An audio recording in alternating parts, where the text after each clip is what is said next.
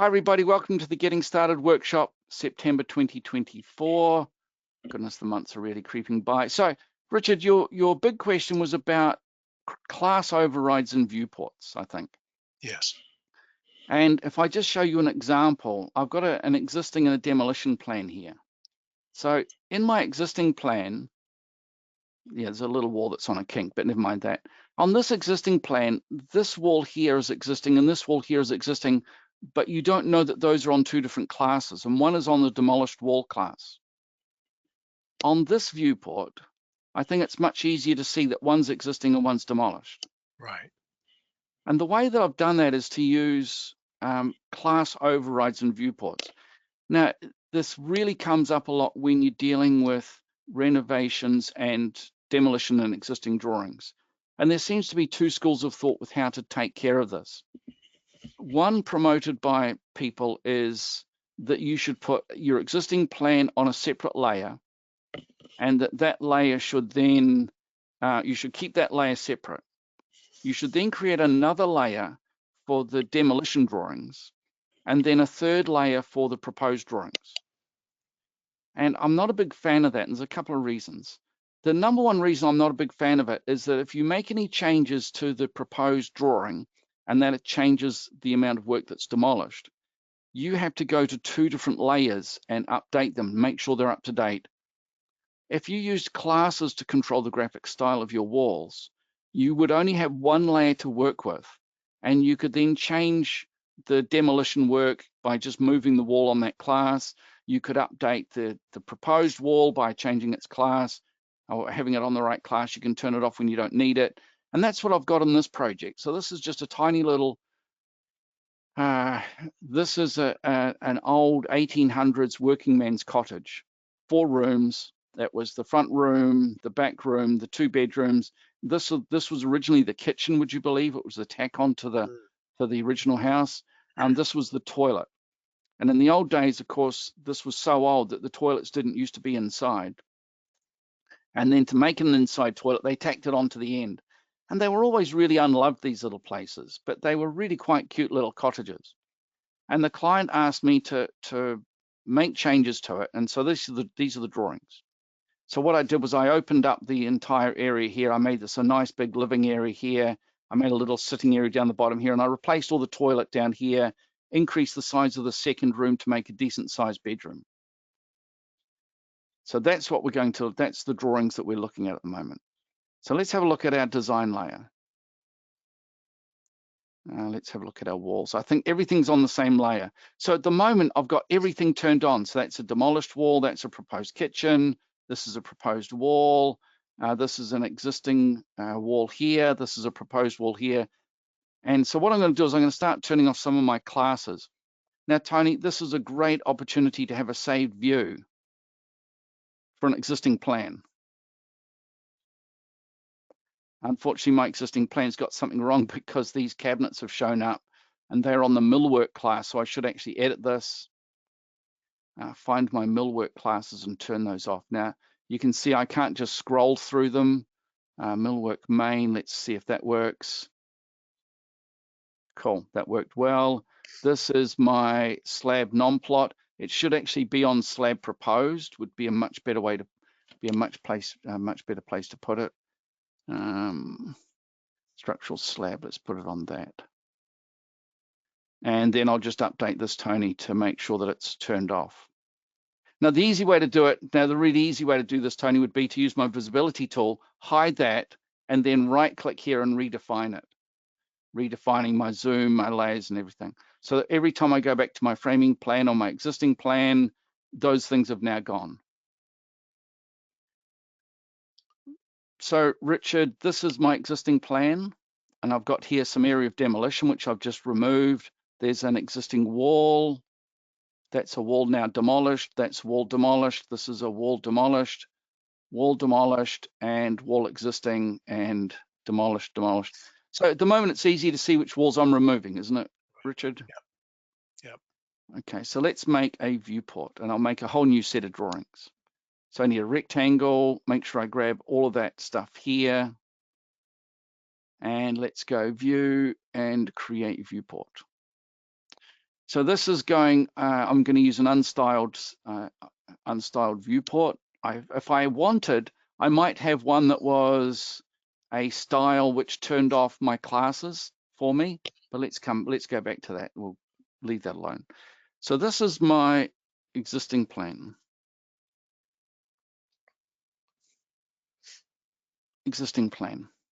So I'm going to create a brand new sheet layer for this. This is going to be 100, and this is my existing plan.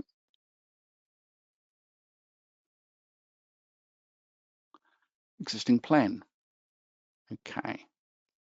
So we can use my drawing label and drawing number 1, and I'm just going to copy that, Richard, because I'm so lazy. Paste it there.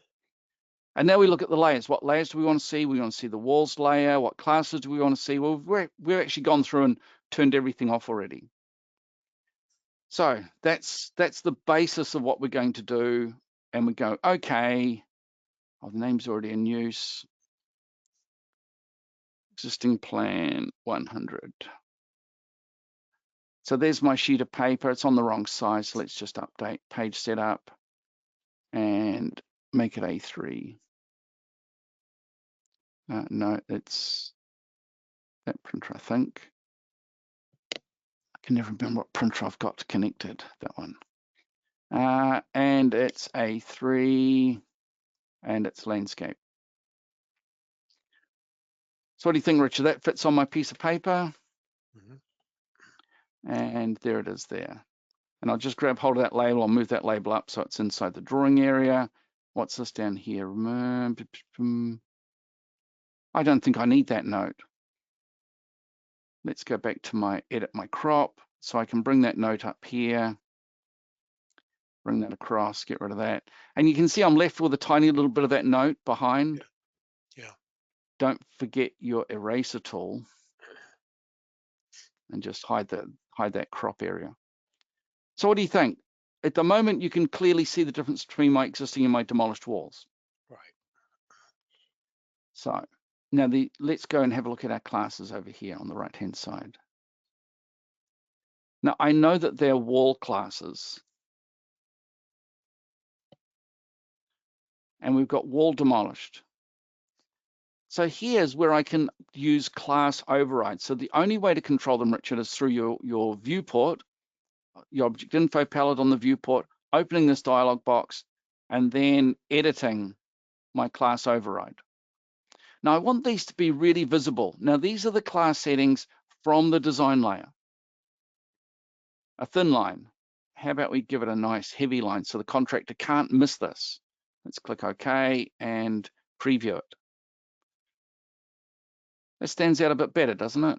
Yeah. Okay, but just in case, we're going to give it a pattern. Let's OK that. Let's preview that again. So when you look at that drawing, Richard, does that look easier to see the demolished work? Yes. Okay. So I'll put a copy of that there. Drag this one across.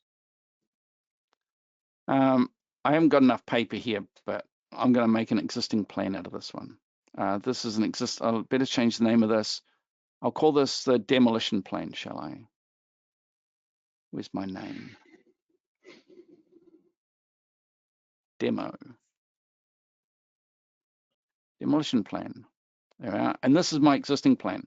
Now, what I did on the real set of drawings, I actually changed the scale of this to 1:100 because it just had to show the existing information. So here we've got some information. Now, I think I can use my visibility tool. Now, I don't know if you guys know this one, but I like the visibility tool a lot. And you can use it inside viewports.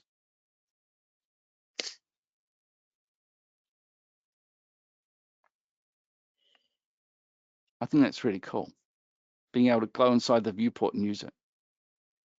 So I've got the same viewport. So this time, Richard, I'm going to go back to my classes.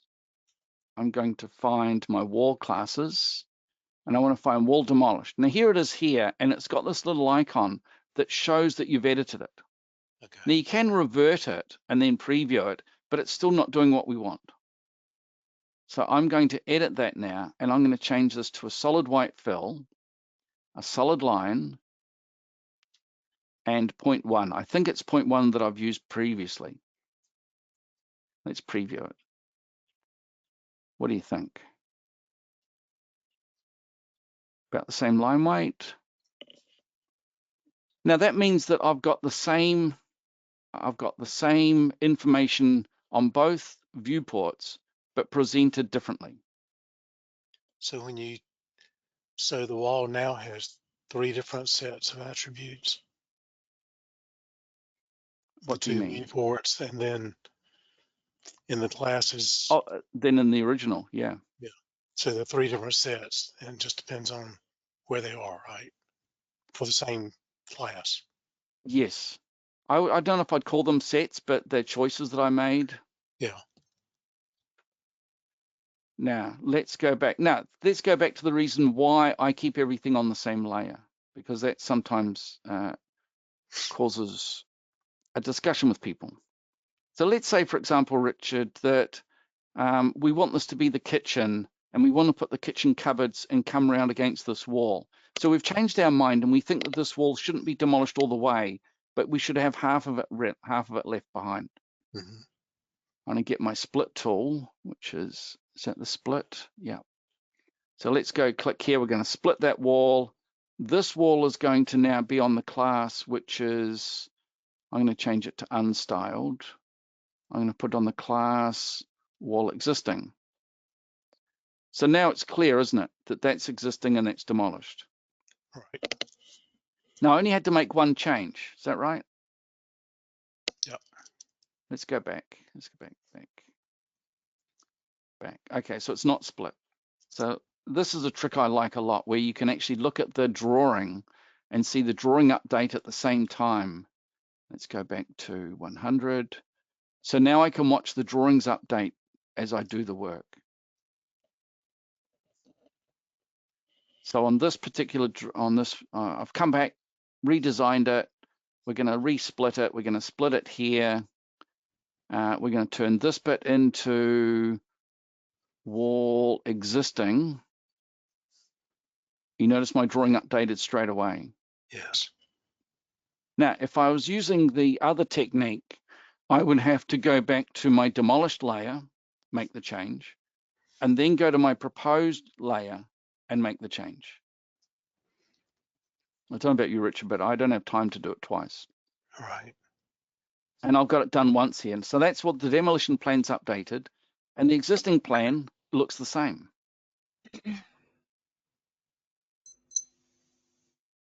So do you have any questions about that, Jane? So what happens when you go back? I think I'm following you. What happens when you go back to like the design layer? What is that going to be showing? So Because right that's now my, we're still looking at viewports, right? yeah, so well, I was looking at both.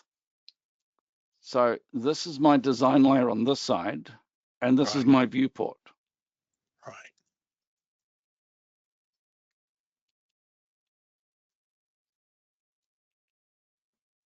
I don't know if you can see the difference, but there's a graphic style difference. The color background is different Yeah. between these two. Yeah.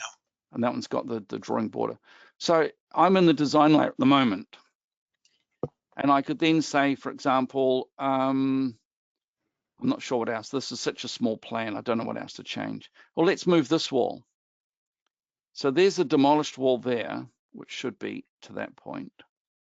And let's say, for example, we say, well, I've decided I don't want to demolish that much of it. So I'm going to move those two walls along. And does that update here? And you can see there it's updated. Let me Right. just show that again. So let's move that wall back to there, and let's move our demolished wall back to there.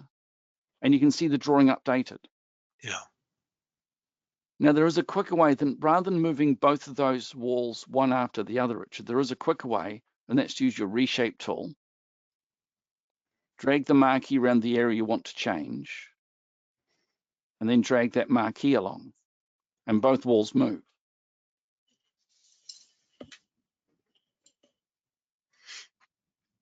Oh, I've really messed it up now. And that's my point, is that if you're going to do this, why not have those two walls on the same layer so you can make the change once, it updates all the drawings. And, you know, and of course, if we had a proposed drawing coming, a proposed wall coming into here, we'd want to see where that wall hits our existing.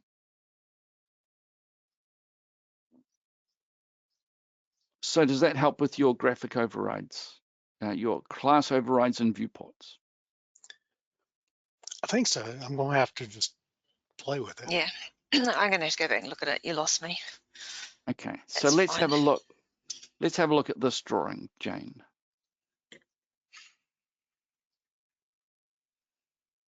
So this is a landscape project. So in this landscape project, we've got these circles that represent our technical plan. And we could use maybe class overrides with these. I'm not sure whether I've done these correctly yet, Jane. So I'm going to look for a plant. There's a plant called construction view. If we edit that class override, let's make it really fat. No, they're not using the class for doing that. So the other issue, Richard, is if we go back to look at some of these issues, let's go back to this one here. Let's go back to our design layer, Jane. Look at our planting layer. So it was these plants here that I was looking at. Now, when we select one of these outlines, let's select that one. That's our construction view plant. It's on the right class, isn't it, Jane? You were going to show us this. I haven't done this with you yet, this whole construction view where you have just the simplistic, because I've got those set as outlines only. I've got the outline as well, I think. Yeah, so you added another layer into these plants, haven't you, with construction view? I did. So there's your plant outline there, which follows the wiggly line. But my construction view is just a simple shape. Yeah, I'm going to have to update plants with a whole new. But only if they're any good. But let's look at the concept of doing this. Now, the challenge I've got, Jane, is that if you want to use this class to control the graphic style, you have to tell it to use the graphic style. So let's find our plant. And what do I call it? Plant construction view, this one here. Let's edit our class. Now you notice at the moment my class is not controlling the graphic style. Let's turn that on. Let's give it a solid line, no fill, 0.25 line. Should we make it blue just for the heck of it? And now I need to make all attributes by class. So you can see it's blue, can't you, Jane? Yeah. Now, that should mean that if I then change my construction view and I say I want that to be a very heavy black line, it should change. There it is there. So it's controlling the graphic style. Oh, this is set to 50%. Let's make that solid. And let's go back to our construction view and edit our class. There, I've got 50% opacity. Let's make it solid. And make all attributes by class. There we are. So now my opacity is controlling the graphic style. Okay, let's go back to editing that and we'll make it not so heavy, 0.25.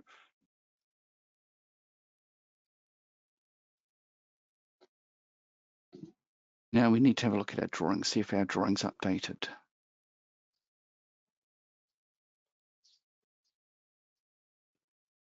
Which plants? It was these plants here, wasn't it, Jane, that I did? Now I'm hoping, Jane, that I can change the class of these and find those plants. And construction view is turned on. Let's edit the construction view and let's make it a heavy line and dotted. And hopefully this is going to work.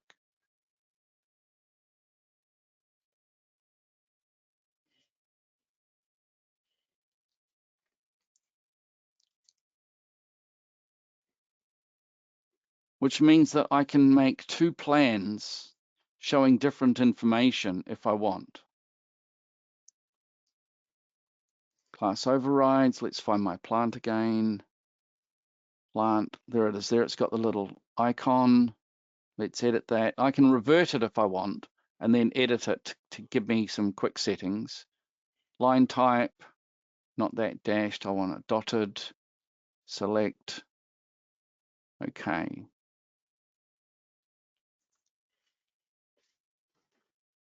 So if you were trying to do a plan, Jane, where you wanted the ground covers to be more visible, this would allow you to change that canopy view or that construction view and make those dotted just in this viewport.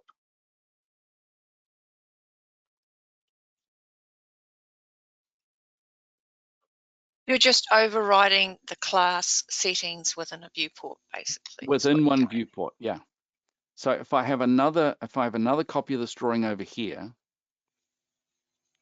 and we do the same class settings, and we'll look for the same one, plant, construction view, let's edit that. It's going to have a solid fill. I might be able to make it green. Although I think I've turned black and white only on for this viewport. It's a solid line. It's 0.25. Let's make it heavy. Make it 0.7. Okay. Okay. Yeah, I've got black and white only on for this. And if you don't know where that is, advanced properties, black and white only. Okay, well, say you set these 2 viewports up. So one's showing landscape plan, one's showing construction planning plan with the dialed back outline views. Mm-hmm. Can you save those settings as is it a save view, or is it, what is it that you're saving those viewport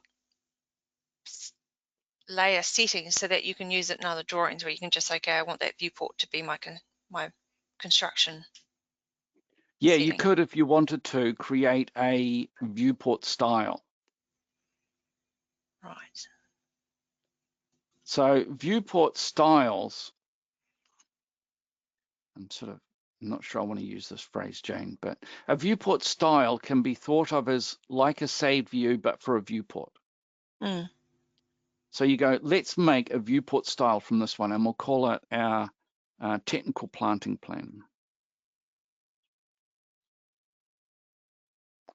Now, the challenge with this, Jane, is that you have to then be consistent with the use of layers if you want to use this and turn that on. So we can go, well, we want some flexibility in doing that. What about our classes? Now, I haven't checked to see whether it remembers the class overrides, but let's have a look. So it's remembered the class override here. Yeah. So let's go, okay, that, and we might not always use the same classes in every drawing. This is part of the danger of using a viewport style. If you introduce a new class to your projects, your viewport style may not show that class, might accidentally turn that class off, and you might have to go back and edit this. But the one that really caught me, Jane, was I forgot to manage this part when I first did my viewport styles. And I accidentally had this on an isometric view, and it does remember. But we're doing a technical planting plan, so we're gonna say, okay, remember all of that. Before I click OK, Jane, do you have any questions? No. Tony, do you have any questions? No, that's good. Okay, Richard. Well, I saw in one of those panes that it had little boxes checked for embedded class overrides.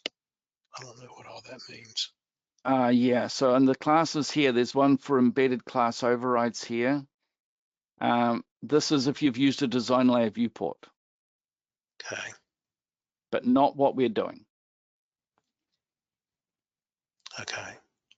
So these are all to do with referenced information. So if you're linking to a DXF file from somewhere else, and those have embedded class design layers, then you've these options will give you, so this one says retain the class overrides for design layer viewports embedded in the sheet layer viewport. And it only relates to referenced files. Doesn't Okay. relate to the file, to the information in the current file. Okay. So, okay, so Jane, I've saved that. I've saved this viewport style. Let's look at this one. So we grab this one and we go, let's replace this with a technical planting plan. Now what happened? Now let's go back to this one. Oh, I know what I did. Let's edit this one, edit that style. Now you notice, Jane, I gave this the flexibility that I needed, but it also allowed me to have the flexibility of not using my plant's construction view. So if you want this to be fixed, you've got to put the curvy arrow, but by doing the curvy arrow, you can see it updated here. Yeah. But if I then go to another project and reuse the same layer combination, there'll be lots of classes, sorry, the same viewport style. There'll be lots of classes and lots of layers that are not consistent between the two projects. So I can't use that viewport style on this drawing because every layer is different, every class is different just about, and it won't consistently work between the two of them. Now, if you are using a template, if you've got an Office template that you're starting with, and it's got all the layers and all the classes already set up in it, then fine, then use your viewport styles. Yeah, my classes evolve on every project, so. That could be a challenge with those things. Yeah. Let's have a look at this one. Let's turn black and white only off. There we are, so it's all lovely and colored. Let's give this a new viewport style. It's a graphic plan, isn't it, Jane? Not a technical planting plan. Graphic planting. Graphic planting plan, standard classes. So here I'm going to turn some of these planting ones back on. So turn off the construction view, turn on the color fill, turn on the bloom. Yeah, let's see some climbers. Let's see the outline, the interior line work. Okay. Advanced properties. Now this time, black and white's turned off. Okay, okay. And you can see my plant's got a different look. Yeah. So now I can go, let's replace that with technical planting plan. I know I want the graphic planting plan. Oh, no, changed my mind. I want that to be the technical one.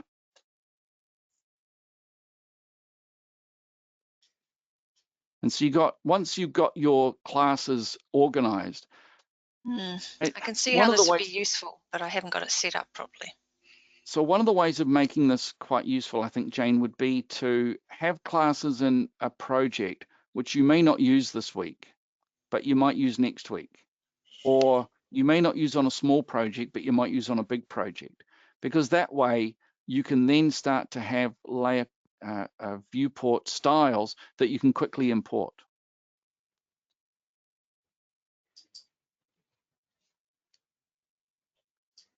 That was my thought. So You happy with if you imported a style and you applied it to a project and you almost got 80% of what you're wanting, then you could just make it unstyled and then fix the problem. Yeah. Let's have a look, see if I've got any viewport styles. Have a look at this one, Jane. So I accidentally choose north elevation.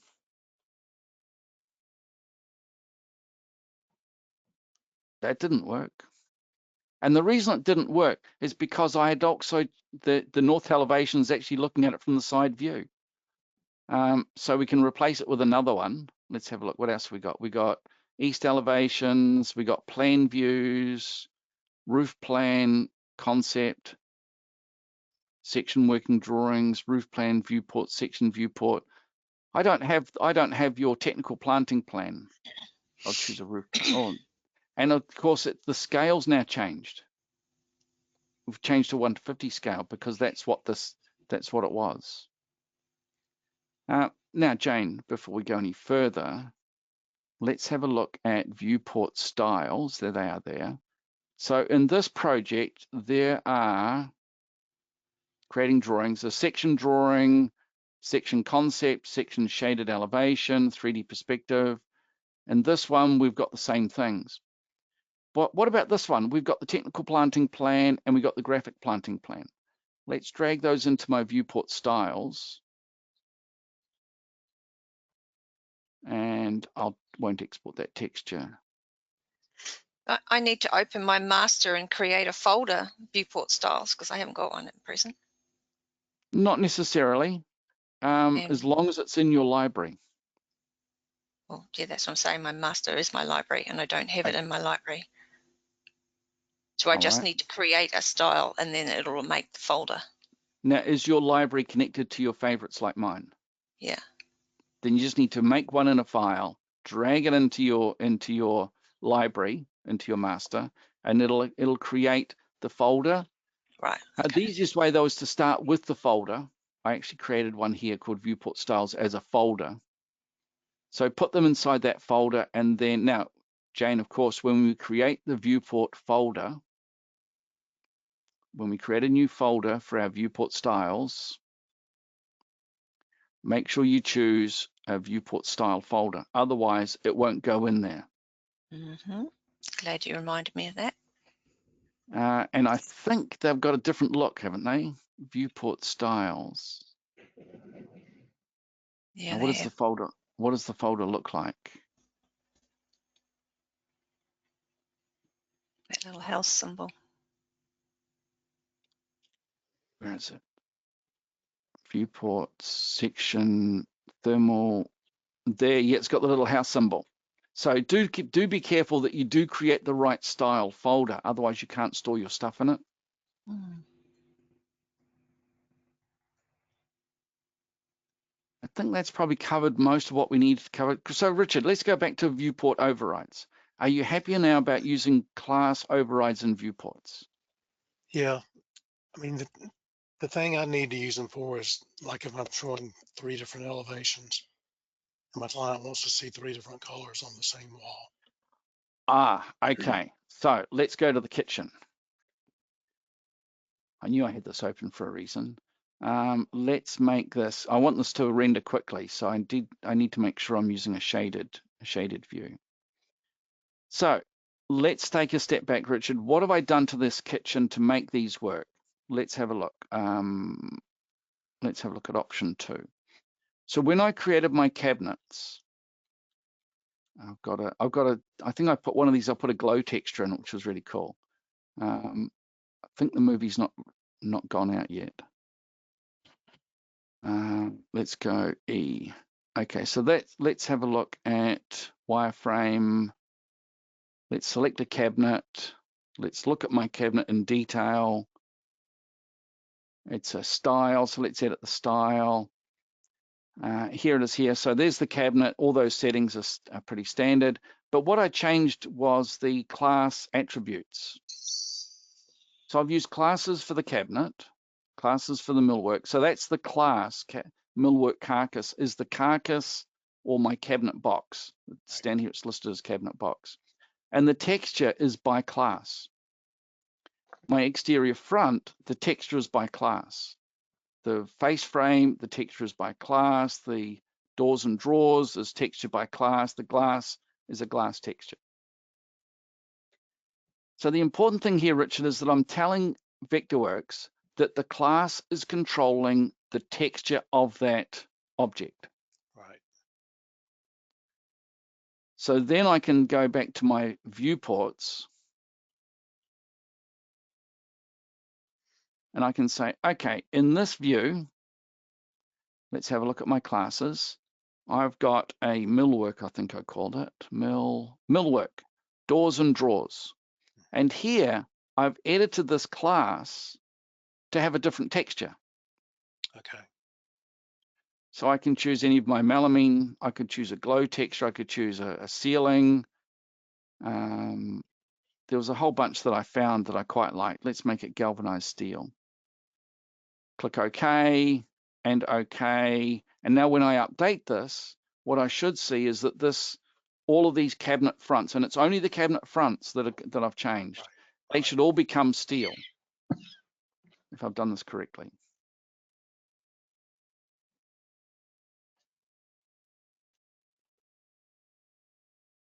That's weird. Let's update that.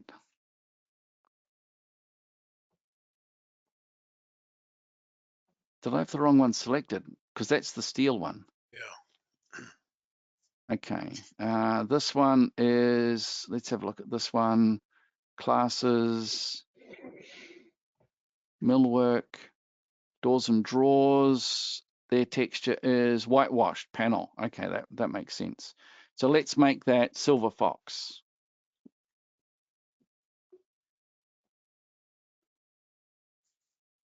And update it.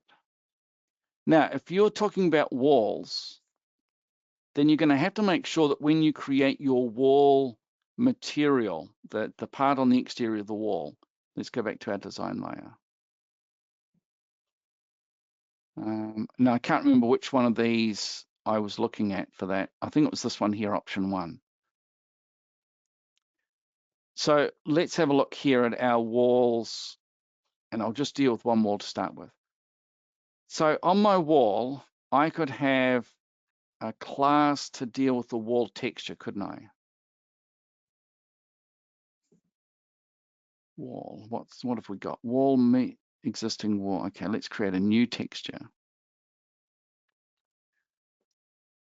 Wall.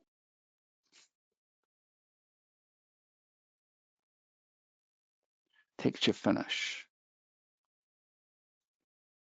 But walls are a special class, Richard. So you're going to have to make sure if this wall's got a component. Has it got a component? I need to check the wall component. Standard wall, it's unstyled. Yeah. That's the wall there. It's a standard wall, unstyled. It's got components, it's got no components. Let's have a look at, yeah, let's go back to the components. No components. So if I put a component in, I'd have to be careful. This has got no components. So let's look at the render. So we want to look at the right side.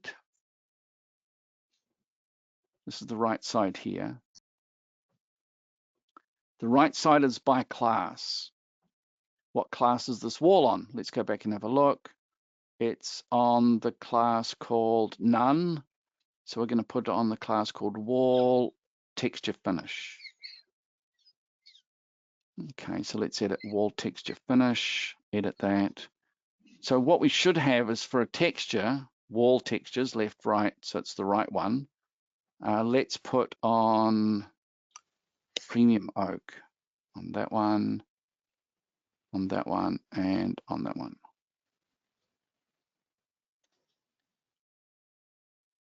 Okay, so we've got the texture on the wall. So we've got that working. You happy with that, Yeah. Richard? Mm-hmm. Okay. So now we go back to our viewport. So we know that we can change the texture on that wall. So we go back to our viewport. We look at our wall, our kitchen texture. If we update this one,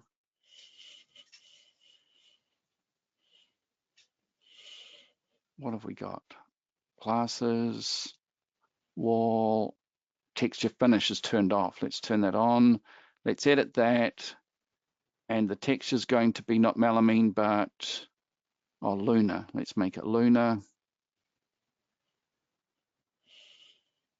Lunar. Okay, and this one, classes, wall, texture finish. Let's leave that alone, and let's select those two, and we'll update both of them. And what we should find, Richard, is that we end up with slightly different textures on the back wall. Right. If I've done it correctly.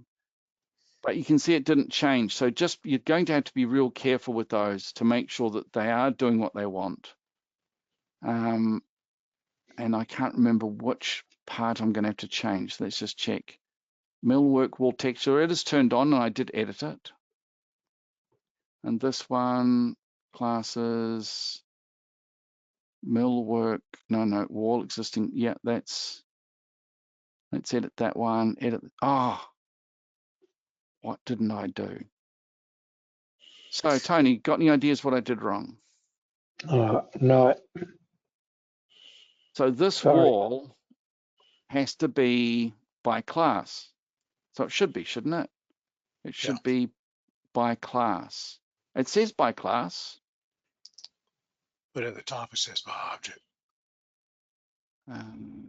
Mode. Well, it's either by object or by component. I've got no components. I thought you Maybe added, you're right. you added a component. No, I ended up not adding one. Oh, okay. I just opened it, had a look. There's no components.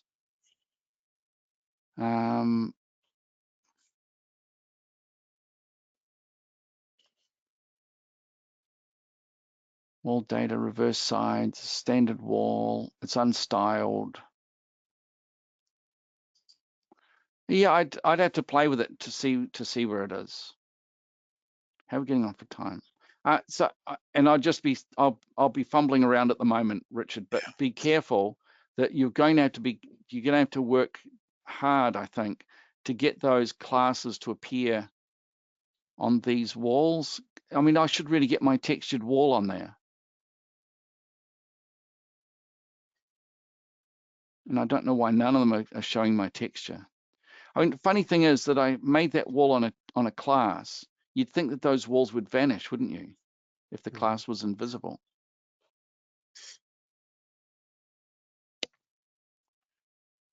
Okay, let's do.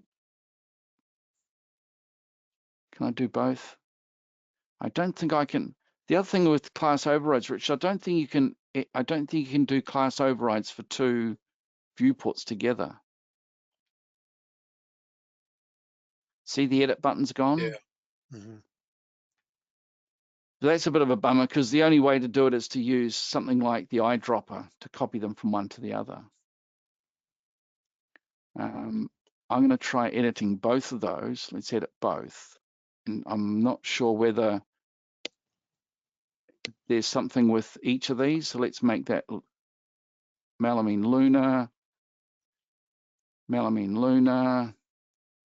Oh, I don't want that melamine lunar. I'm not sure whether it's both, whether I need to change both of those classes. But no, it didn't change, did it? No. Okay, so I'll just be stumbling around with those. Tony, I think we've just got 5 minutes. Maybe we can do the spaces. Okay. So a space object in Vectorworks. Now there is a movie, I think, on my website which covers spaces. There is a lot to a space. So you can number them. You can put an occupancy, which for a domestic project is unusual. Now the 2D boundaries can be the net boundary. You can offset them from the walls if you want by 10 millimeters. We can consider projections. There's lots of things we can do. And there's also area calculations that you can get it to do for you as well. The 3D boundaries is one that often caught me out. So if you want to use it for 3D work, you need to show the 3D. Now the volume displays either the net or the gross. Now the difference is the height. So you might say that the gross height of your room is 3 meters, but the net height is 2.7. So in other words, 10 feet high is the gross, but 9 feet high is the net area. Let's take an area, let's take off a foot for a plenum or for a structure or something like that. So you do have this ability to show the difference between them. And they have got different settings for each one. You can put a label in, and the space label, you can add additional labels, and Vectorworks comes with bunches of them, heaps of them. But I better find room labels rather than, at that stage, Jane was going to put in a plant label. So if you just want the room name and number, tag with boundary, or if you just want to put a name, box around it, Tony, you can choose that one. And you can have 2 different tags as well.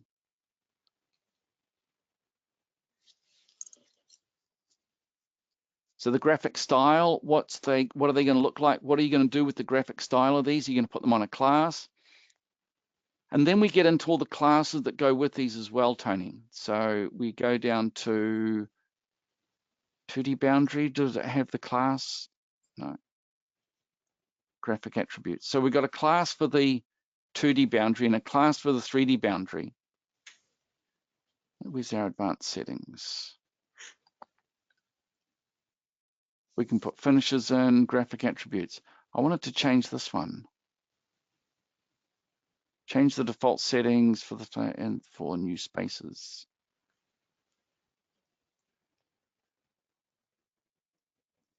So I need to make that change. So Tony, there's quite a lot to these, and I think that maybe what we should do is have a whole session on it, if that's all right with you. Yeah, okay. Because we can also include room finishes, which I know I've created a manual on room finishes. So I would have a look, see where there's a manual on that, but there's loads of information that you can attach to a space. So you could attach whether it's got how many lights it's got, how many PowerPoints it's got, and you can then create reports on all that information if you need it. Now, I was really hoping it would be real easy to find the class for the boundaries.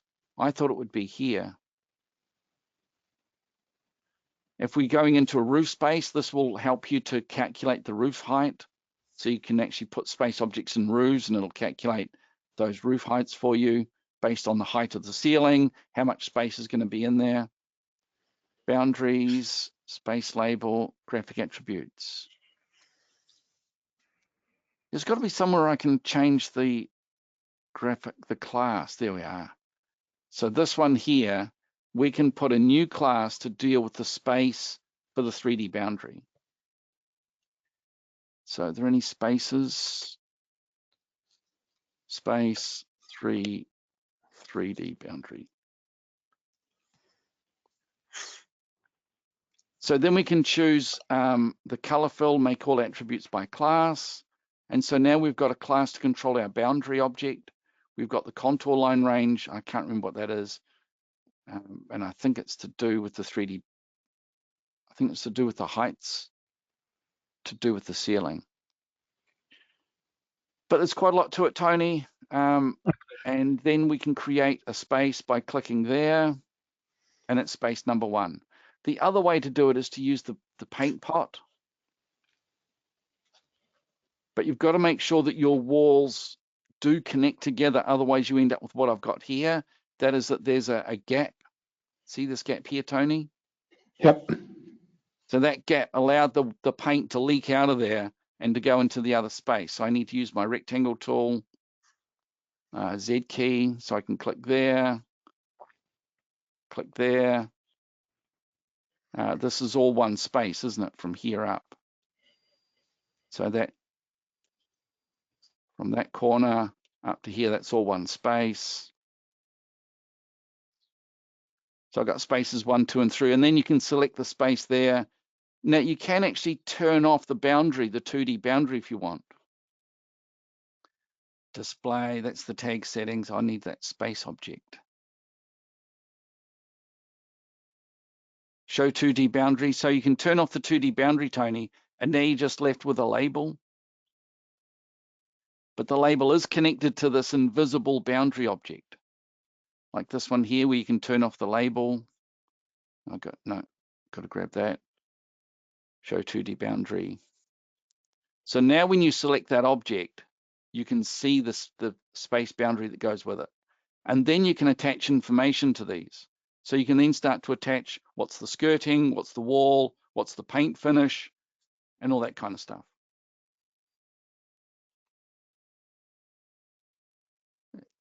Tony, that's a quick introduction to spaces. Does that help? Okay. All right. Well, yeah, it's a start. That's good. Okay. All right, so I'm going to stop the recording. I thank everyone for coming. Thank you. Thank you. Hold on a minute. Let me just stop the recording. Thanks, everyone. Thank you.